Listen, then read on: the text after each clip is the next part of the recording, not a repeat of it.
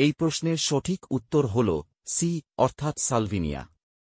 সালভিনিয়া হল একটি জলজ ফার্ন যা তার ভাসমান পাতা এবং মিঠা পানির পরিবেশে বেড়ে ওঠার ক্ষমতার জন্য পরিচিত। অ্যাডিয়ান্টাম মেডেনহেয়ার ফার্ন। অ্যাডিয়ান্টাম সুন্দর ফার্ন হলেও এটি জলজ নয়।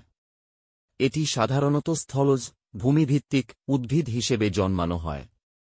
ড্রাইওপটেরিস কাঠের ফার্ন। অ্যাডিয়ান্টামের মতো ড্রাইওপটেরিসও একটি স্থলজ ফার্ন। এটি সাধারণত ছায়াযুক্ত বনের পরিবেশে পাওয়া যায়।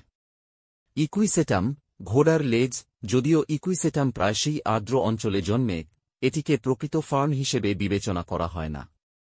এটি ইকুইসেটোফাইটস নামক একটি ভিন্ন উদ্ভিদ গোষ্ঠীর অন্তর্গত। যদিও এটি আর্দ্র অবস্থা সহ্য করতে পারে, এটি ফার্ন হিসাবে শ্রেণীবদ্ধ নয়।